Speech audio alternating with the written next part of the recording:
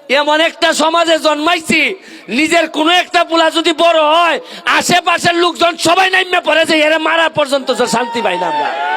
আরে সবাই একসাথে উন্নতি করি কি হয়? মাত্র 1.5 মাস থেকে 2 মাস হয়েছে আমি এমপি হয়েছি। আপনারা কি আগে জানতেন এমপিরা কত টাকা পায়? এখন পর্যন্ত আমি গত 2 সপ্তাহ আগে পাইছি 2 কোটি, এর পরে পাইছি 2 কোটি, গত পরশুদিন খবর পাইছি আমি পাইছি 25 কোটি, মোট 29 কোটি টাকা। 25 কোটি টাকার রাস্তাঘাট আমি বানাইতে পারবো, আমার এই দায়িত্ব দেওয়া হয়েছে। তখন আমার কাছে মনে হয় যে আপনারা তো এখন 2 মাসের এমপি, 2 মাসের বাচ্চা কত টাকা পাইছে এটা আপনারা মাধবপুর সোনারঘাট সারা দেশের মানুষ জানেন। তে গত 10-20 বছর ধরে কেন আমরা জানলাম না যে এমপিরা কত টাকা পায়? আর আল্লাহ মাহবুব জানে মন্ত্রীরা কত টাকা পাইছে। কেন আমাদের জানার অধিকার ছিল না? এই যে 25 কোটি টাকা আমারে বরাদ্দ দেওয়া হয়েছে এটা কি আমার বাপের রাইখা গেছিল না আপনাদের হকের টাকা? তাই কেন জানার অধিকার ছিল না? কেন কেন আমরা তো নেতা কম পাই নাই? আমাদের কেন এই সামান্য আমার বাড়ির পিছনে বাগবাড়ির রাস্তা, যে রাস্তাটা যাইতে চায় সিগুড়া বন্ত, কেন আমরা এতদিন পড়তে পারলাম না?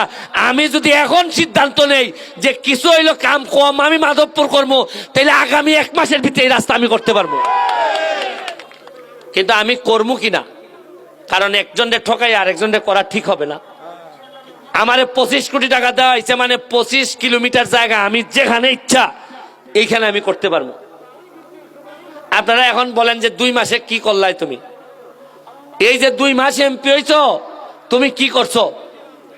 প্রায় 30 থেকে 35 লাখ টাকা খরচ করে আপনারা আমাদের বাজারের পাশে যে নদীটা, এই নদী 40 বছর ধরে আপনারা ময়লা ফালাইয়া, এই বাজারের সকল মানুষ ময়লা ফালাইয়া এইটারে ময়লার বাগানে পরিণত করছিলেন।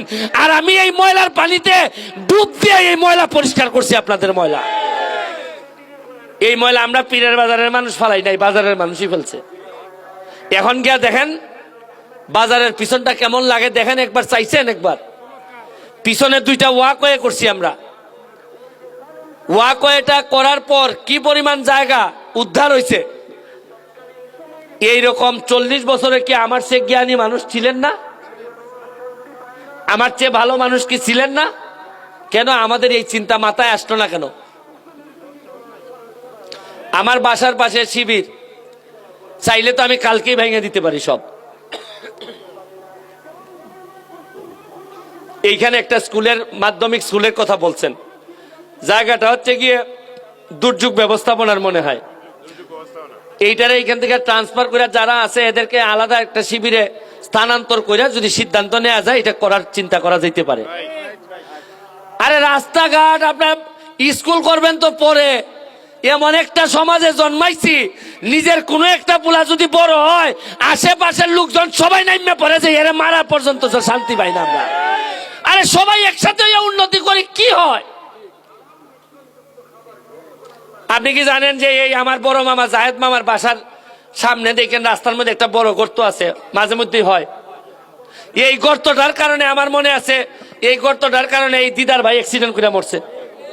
এই যে বাগবাড়ির দিদার ভাই, ঈদের দিন মনে হয় এটা, এই গর্তের কারণে ট্র্যাক্টর সাইড মারে, উনিও সাইড মারে, মাইরে আমরা এরকম একটা লোক হারাইছি। কেন আমাদের রাস্তাতে গর্ত থাকবে কেন? আমি যদি 2 মাসের মধ্যে, আমার এখন 9টা ব্রিজের কাজ চলতেছে মাধবপুর সোনারঘাট। মাধবপুরে ব্যক্তিগত উদ্যোগে সব করতেছি। অলরেডি মাধবপুরে 6 থেকে 7 লাখ টাকা খরচ করিয়া হাসপাতালের সামনে যে একটা পুরাতন একটা খাল আছিল, খাল পরিষ্কার করে এরা আজকে পুরাটাতে গাছ লাগাই দিছে। মাধবপুরে যে তো গত 10 বছরে যেটা পরিষ্কার করা হয় নাই, দখল করেছিল বাজারে, একদিনের ড্রাইভে ইয়ন ও ওসি টসি মিল্লা সব পরিষ্কার করে দিছে।